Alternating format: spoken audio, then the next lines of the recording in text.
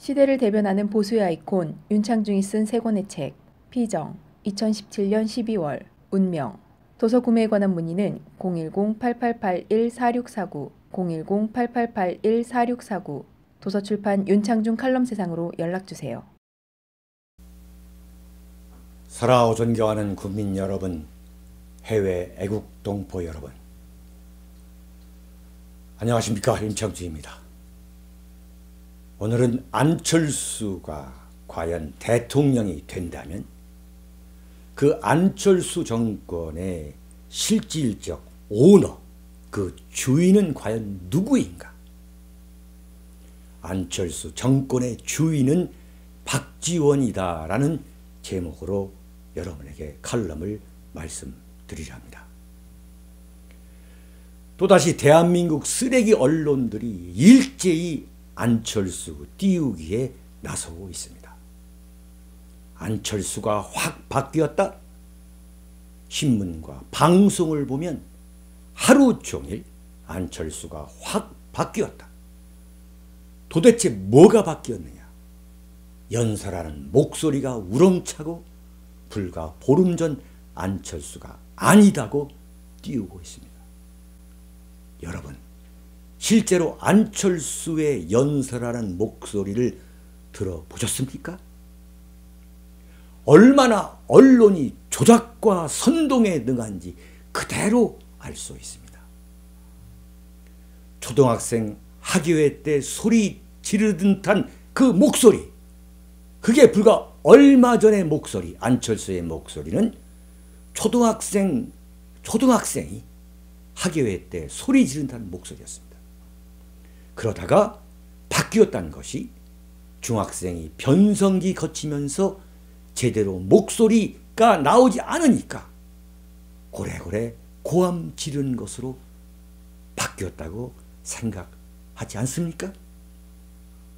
안철수가 연설하는 장면을 TV 화면에서 보면 정말 보는 사람도 민망할 정도로 중학교 회장 선거에 나간 학생 딱 그 모습인데도 언론은 안철수가 바뀌었다고 호들갑을 떨고 있습니다.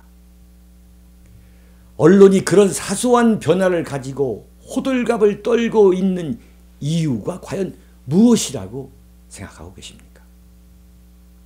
문재인과 안철수의 양강 구도로 현재의 대선판을 조작하기 위해서, 그래서 보수 우파 후보들이 끼어들지 못하도록 하기 위한 저희가 그대로 보입니다.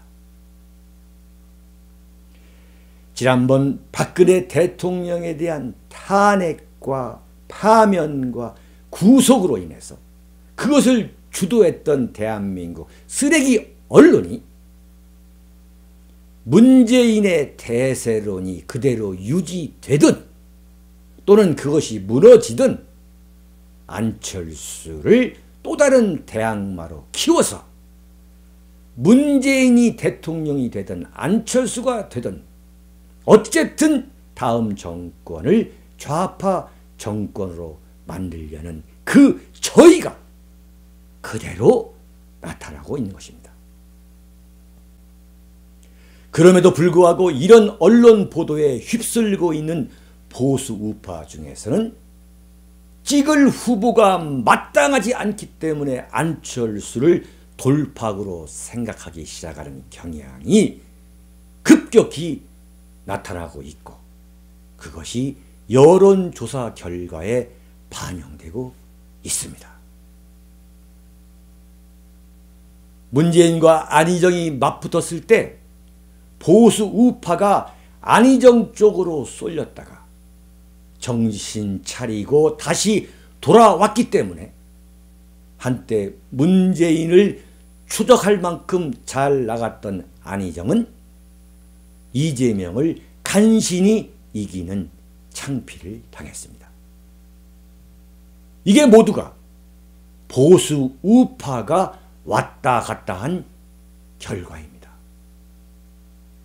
좌파는 모조리 문재인을 껌딱지처럼 달라붙어 가지고 지지를 계속하고 있는데 반해서 보수 우파의 일부, 정말로 생각 없는 보수 우파의 일부가 안희정에 갔다가 문재인에게 이길 수 없을 것 같으니까 실망하고 다시 안철수로 향하고 있기 때문에 또다시 안철수가 부상하고 있는 것입니다.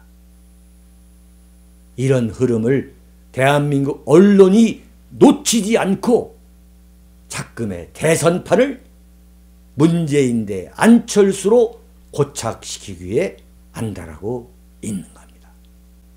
왜 언론이 안철수를 놓고 호들갑을 떨고 있느냐 하는 그 본질을 여러분들은 직시하셔야 됩니다.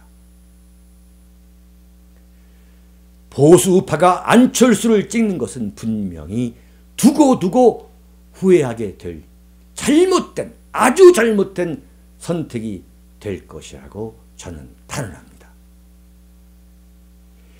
좌익 문재인이 대통령 되는 것만은 막아야 한다고 생각하는 문재인 비토 세력이 안철수를 보수 내지는 중도라고 보는 것은 어림없는 착각이고 안철수에 대해 찬찬히 연구하지 않고 무턱대고 감정에 휩싸인 충동 구매인 것입니다.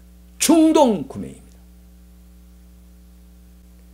대한민국 대통령을 마트에 나가 쇼핑할 때처럼 충동 구매하듯 선택하는 것은 국가의 미래에 큰 해악을 끼치게 되는 것임을 김대중 노무현 두 좌익 정권 시절을 거치면서 그토록 뼛속 깊이 절감했음에도 불구하고 벌써 다 잊어버리고 다시 충동 구매를 반복하겠다는 것은 정말 큰일입니다.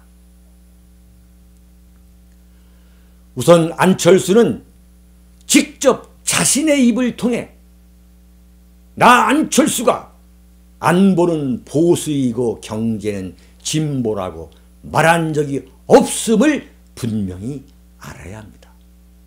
안철수가 자신이 안보는 보수이고 경제는 진보라고 말한 적이 없습니다. 여러분 분명히 아셔야 됩니다. 이 말은 안철수를 대통령으로 만들었던 윤여준이가 2012년 만들어낸 말일 뿐인데 이것이 안철수가 직접 자신의 이념을 고백한 것으로 잘못 알려져서 지금까지도 많은 보수 우파가 그렇게 믿고 있습니다.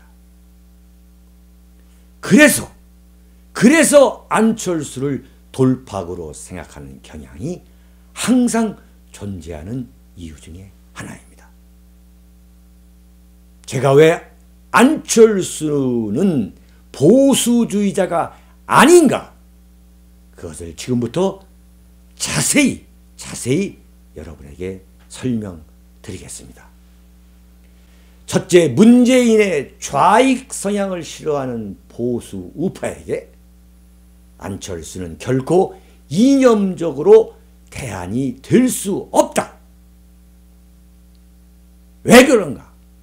안철수는 며칠 전 한 주간지와의 인터뷰에서 자신의 일관성을 강조하면서 나는 옛날부터 지금까지 늘 그래왔지만 초심이 바뀌는 사람은 아니다. 정치하기 전에 쓴 안철수의 생각이라는 책을 지금 봐도 생각이 똑같다고 말했습니다. 자신이 2012년에 자신이 쓴 것도 아니에요. 좌담집을 허겁지겁 대통령 출마에 앞서 내놓은 게 바로 안철수의 생각이라는 것입니다. 바로 이 책입니다. 이 책을 보면은 20대 좌파 운동권 대학생, 20대 좌파 운동권 사이비 좌파, 정말 젖비린내 나는 좌파 운동권의 사유에 머물고 있음을 그대로 고백한 내용들입니다. 바로 안철수의 생각입니다. 그러한 유치찬란한 좌파 운동권의 사유가 지금까지 변하지 않고 있고, 그런 좌파적 인식들이 국가관, 안보관, 인생 철학 등으로 유지하고 있다는 것은 저에게 적지 않게 놀라운 사실입니다. 안철수 사실은 변한 것이 없다고 인터뷰에서 분명히 말하는데도 정작 언론은 목소리까지 100% 변해서 몰라볼 정도라고 과장하는 것이 얼마나 웃기는 말입니까? 안철수 자신은 변한 게 없다고 하는데 대한민국 이 쓰레기 언론은 또다시 안철수를 왜곡하고 조작하고 선동해서 이번 대선 구도를 문재인과 안철수의 구도로 몰아가고 있습니다. 안철수는 안철수의 생각이란 책에서 지금 보수 우파가 문재인의 대안으로는 생각도 할 수 없는 좌파적 이념을 갖고 있음을 숨김없이 털어놓고 있습니다. 남북 관계의 현실을 전혀 모르는 장밋빛 좌파 그대로입니다. 지금 미국을 비롯한 전 세계에서는 한반도가 6.25 이후 최고조의 긴장 속에 빠져 있다고 할 만큼, 바로 미중 정상회담을 앞두고 저 김정은이가 탄도미사일을 발사할 정도로 한반도의 위기, 안보 위기는 그야말로 백척간두 절체절명의 위기라 해도 결코 과장이 아닌 상황에서 안철수의 안보관을 들어보십시오. 우리는 분단된 나라에 살고 있기 때문에 국방비 부담과 복지 압박, 남남의 이념 갈등 등 많은 비용을 치르고 있지 않습니까? 평화가 정착되면 이런 손해를 보지 않아도 되죠. 이렇게 말하고 있습니다.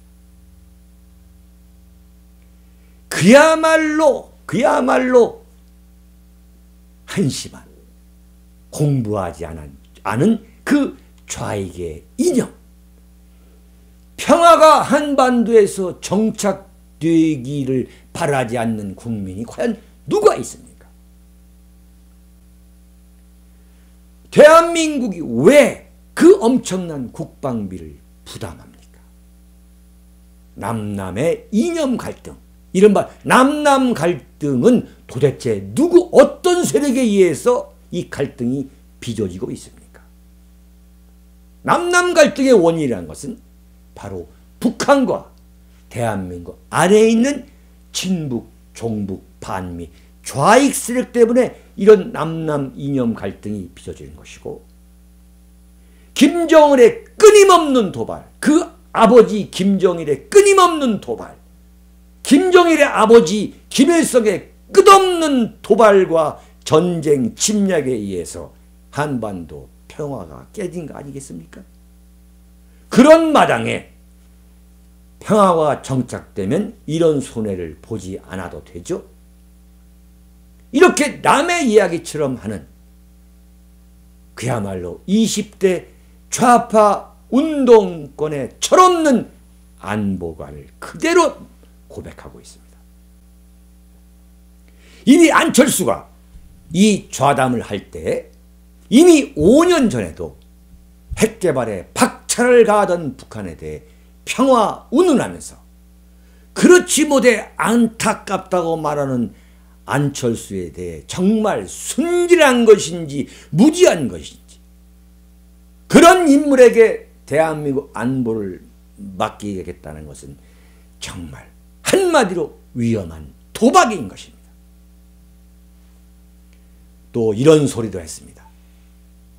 이명박 정부가 김정일의 천안함 폭침과 연평도 포격 도발로 묵사발이 된 상황에서 김정일의 무력 도발에 책임이 있는 것이 아니라 그 책임은 이명박에게 있다는 그런 뉘앙스의 발언입니다. 김정일이가 천안함을 폭침하고 연평도에 무자비한 포격 도발을 한 것이 이명박 정부가 채찍만 써서 남북 갈등이 심화됐다라고 진단합니다. 어떻게 이런 사람이 보수입니까? 어떻게 이런 사람이 안보는 보수라고 했습니까? 그야말로 윤여준 씨의 혹세 문인인 것입니다. 곡학아세인 겁니다. 안철수의 이야기를 더 들어보십시오. 이명박 정부가 채찍 위주의 강경책, 기계적 상호주의를 고수한 것은 북한이 곧 무너질 것이라는 붕괴 시나리오에 따른 것으로 보이는데, 북한의 붕괴를 전제로 한 봉쇄 정책은 한반도의 긴장만 고조시키고 평화를 훼손한다고 생각해요. 이게 안철수의 발언입니다. 여러분, 이명박 정부가 채찍 위주의 봉쇄 정책다운 봉쇄 정책을 당시 김정일 정권에 한 번이라도 써본 일이 있습니까? 전적으로 좌익 운동권의 그 말도 안 되는 홍보 논리, 곡학아세를 안철수는 그대로 머릿속에, 자신의 이념적인 머릿속에 그 충전재로 갖고 있는 겁니다. 안철수의 생각, 그 책에서 질문자는 이렇게 물어봅니다. 천안함 사건이라고 물어보는 거예요. 천안함 폭침에 대한 이명박 정권의 금강산 관광 중단은 등 일련의 경제 제재 조치에 대해 이렇게 묻습니다. 금강산 관광 중단이 왜 됐습니까? 박왕자 씨란 주부가 금강산에 관광 갔다가 인민군에 의해서 도망가는 뒷모습에 오리에다 총질하듯이 무자비하게 총질을 해서 박왕자 씨가 목숨을 잃게 된 사건. 그 사건 때문에 이명박 정권, 그 물러터진 무약한 이명박 정권이 금강산 관광을 중단한 것이고, 그럼에도 불구하고 김정일이가 천안함 폭침과 연평도 무력 도발을 잇따라 감행 아니겠습니까? 안철수의 답변을 들어봅시다. 천안함 사건 이후 개성공단을 제외한 모든 경제협력이 중단된 상태다. 남북 경협 관련 기업과 자영업자들은 큰 손해를 보고 있으며 당장 문제 해결이 시급하다고 호소한다. 앞으로 어떻게 해야 할까요? 이렇게 차탄을 합니다. 네? 이렇게 차탄하는 질문에 안철수의 대답, 정말 가관입니다. 앞으로 정부가 적극적으로 북한과의 경제 교류를 재개해야 하고,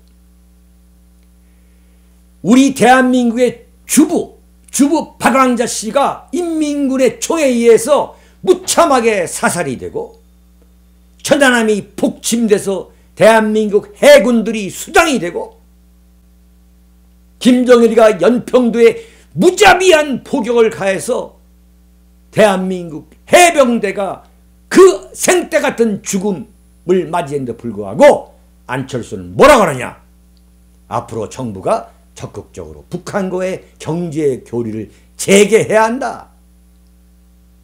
급작스러운 상황 변화에 따라 투자한 기업들의 손해보는 일이 재발하지 않도록 남북관계를 구조와 제도화하는 노력을 기울여야 한다. 구조와 제도화? 천안함을 폭침하고 연평도를 포격하는 북한과 어떻게 남북관계를 구조화하고 제도화할 수 있다는 얘기입니까? 안철수가 여러 소리를 하고 있지만 이명박 정권의 대북 채찍 정책 때문에 김정일이 천안함 폭침과 연평도 포격 사건을 저질렀고 거기에 따른 이명박 정권의 제재 조치도 북한에 투자한 우리 기업들만 손해보게 하는 것이 되니 빨리 끝내야 한다. 이런 소리를 지금 하고 있는 거 아니겠습니까? 이런 논지를 펴는 안철수가 어떻게 보수나 중도가 될 수 있는지, 대한민국에서 보수 우파라는 이념적 스펙트럼을 자신의 소신으로 갖고 살고 있는 여러분들은 정확히 아셔야 되겠습니다. 북한의 핵개발 문제는 어떻게 해결해야 할까요? 라고 물어봅니다. 안철수의 대답입니다. 한반도 비핵화는 우리에게 양보할 수 없는 목표다. 당연한 이야기죠. 밥 먹으면 배부르다는 이야기입니다. 기본적으로 안철수는 인문교양적 상식, 인문교양적 지식, 철학, 지식, 상식이 없습니다.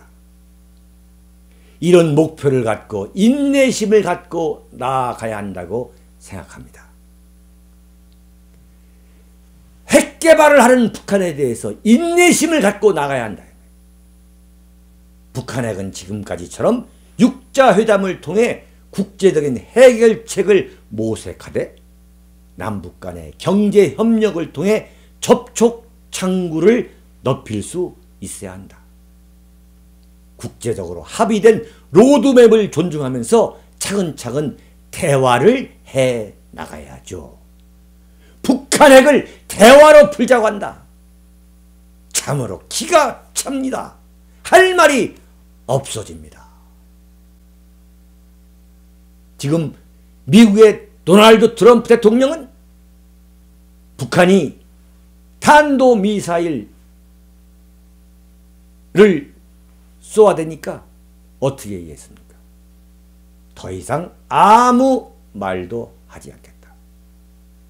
북한에 대해서 직접적으로 북한을 타격해서 핵개발의 뿌리를 원천적으로 뽑아버리겠다는 강공 자세를 보이고 있습니다. 이건 강공이 아니라 당연히 취해야 될 원칙적인 대응입니다. 그런데 거기다 대고 만약에 안철수가 대통령이 되었다면 뭐라고 해야 되겠습니까? 대화로 풀자. 대화로 풀자는 것이 바로 북한의 입장인 것입니다. 어떻게 핵 문제를 대화로 풀 수 있겠다고 하겠습니까? 터무니없는 안철수의 감상주의적 대북관, 북한 핵과 관련한 그의 개념, 참으로 기가 찹니다. 할 말이 없습니다. 그 다음에 얘기를 들어보면 억장이 무너집니다. 질문자가 이렇게 얘기합니다. 대북 경협 달러가 핵무기 개발 자금으로 쓰였다. 북한의 말이죠. 쌀을 줬더니 군량미로 썼다는 지원 반대 논리에 대해서는 어떻게 생각하시나요? 안철수가 답변합니다. 북한은 남한이 돈을 주지 않아도 핵개발을 했을 것이라는 분석이 많더군요. 남의 얘기처럼 자기 얘기를 하는 그 안철수 특유의 화법입니다. 여보세요. 남한이 돈을 주지 않아도 핵개발을 했을 것이다. 이게 전형적으로 김대중 노무현의 대북 퍼주기를 옹호하는 좌파의 홍보 논리, 대응 논리 아니겠습니까? 김대중 노무현 정권 10년 동안에 북한에 퍼준 그 현금 다발을 갖고 북한이 핵개발을 했다는 것은 전 세계가 인정하고 있는데 안철수의 답변은 뭡니까? 네? 김대중 노무현이가 돈을 주지 않아서도 핵개발을 했을 것이다. 그러면서 핵개발이 미국의 위협에 맞서 체제를 유지하기 위한 방편이라는 것이 북한의 주장이기도 하고요. 북한이 미국의 그 위협에 맞서 가지고 체제 유지를 위해서 핵개발을 한다는 북한 논리를 그대로 안철수는 머릿속에 갖고 있는 겁니다. 노무현이가 대통령 시절에 북한의 핵개발은 일리가 있다, 이렇게 한 발언. 그리고 김정일을 만나서는 내가 김정일 당신의 대변인처럼 세계를 돌아다니면서 당신의 대변인처럼 당신을 옹호해주고 있다는 이야기와 똑같은 이야기를 지금 하고 있는 겁니다. 바로 안철수가 말이죠. 여러분이 보수 우파, 안보에 관한 보수 우파라고 착각하고 있는 안철수의 이야기입니다. 핵개발이 미국의 위협에 맞서 체제를 유지하기 위한 방편이랄 것이 북한의 주장이기도 하고요. 그러면서 이렇게 얘기합니다. 어쨌거나 북한은 정전 상태에서 일방적으로 핵을 개발했고 그것을 협상용 또는 대남 위협용으로 쓰고 있는 상황이다. 이 때문에 북한의 핵개발은 남한과의 경협 여부와 상관없이 진행하는 것이고, 정말 기가 막힌 이야기입니다. 중국의 광물 자원을 파는 등 어떤 수단을 써서라도 자금을 조달했을 것입니다. 김대중 노무현이가 돈을 현금 따발을 주지 않아서도 북한은 중국의 광물을 팔아서라도 핵무기를 개발했을 것이니까 김대중 노무현이가 북한에 현금을 지원한 것은 잘못이 없다, 정책적 오류가 아니다라고 지금 대변하고 옹호해주는 그런 말 아니겠어요? 정말 기가 막힌 얘기입니다. 그러면서 남북이 대화의 공간을 마련하고 평화체제를 정착시켜야 북한이 핵에 의존할 명분을 제거할 수 있다고 생각합니다. 북한이 핵 개발할 수 있는 명분을 대한민국과 미국이 제공하고 있다는 좌파의 논리를 안철수는 자기 머릿속에 담고 있는 거예요. 남한이 북한하고 대화를 안 한다 이거예요.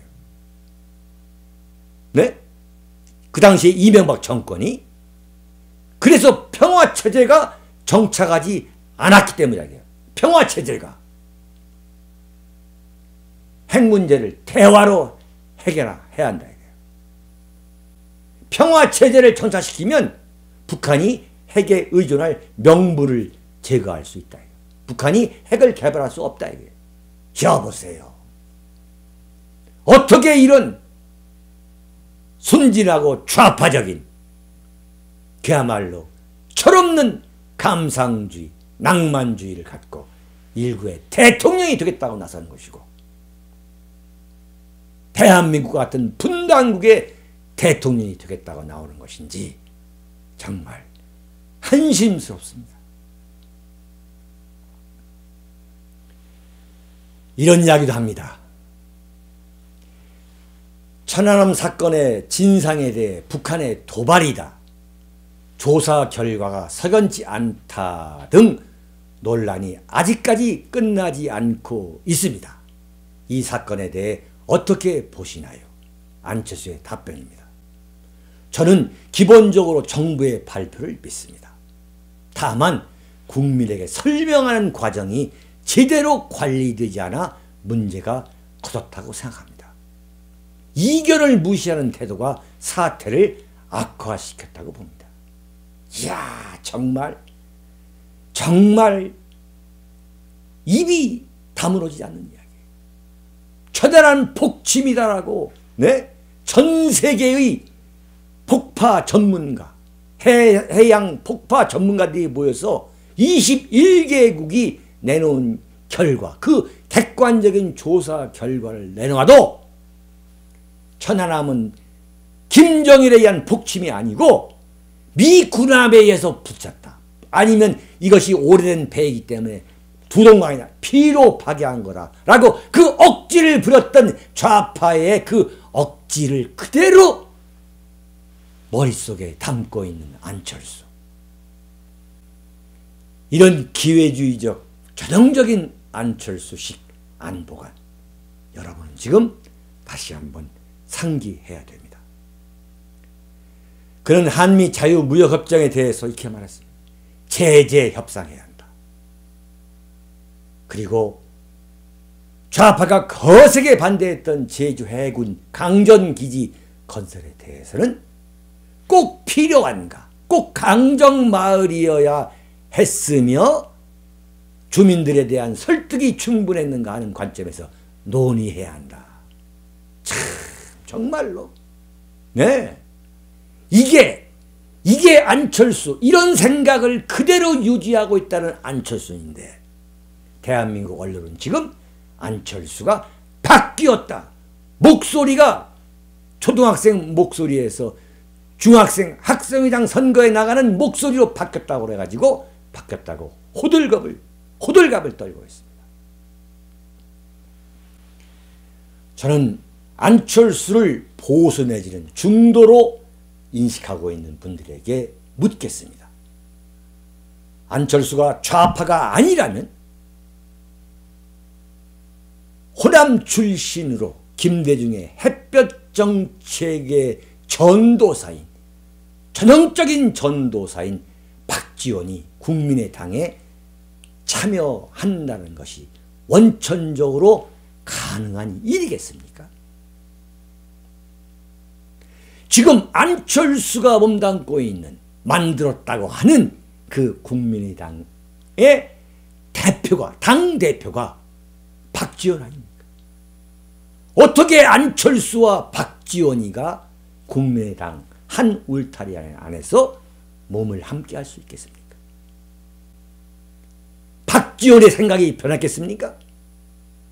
천만의 말씀 아닙니까? 이 이상 무엇으로 안철수의 이념적 성향을 말해줄 수 있겠습니까? 안철수가 쓰고 있는 가면 뒤에 서 있는 사람이 바로 박지원입니다. 안철수의 이념적 정체 실체를 더 이상 어떻게 설명할 수 있겠습니까? 박지원의 계략은 간단합니다. 여러분들이 모르고 계신 겁니다.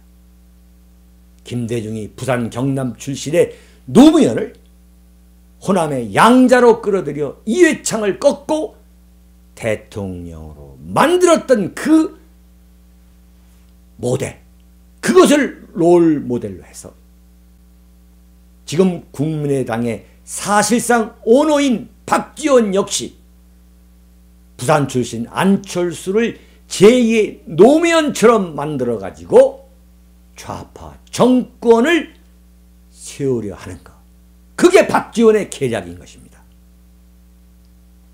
왜 안철수가 처음에는 사드 배치에 반대했다가 슬금슬금 자신은 전 정권에서 합의한 것은 바꾸기 어렵다면서 찬성한 쪽으로 옮겨가고 있느냐? 근데 박지원은 여전히, 박지원의 국민의당은 여전히 반대 당론을 유지하는 것이냐? 그것은 안철수와 박지원의 교묘한 양다리 전략인 것입니다. 안철수가 이번 5구 대선에서 이기게 된다면 안철수 정권의 사실상 주인은 이래서 바로 박지원이가 되는 것이고, 그것은 김대중의 햇볕 정책을 다시 계승하는 김대중 정권 제2기가 되는 것입니다.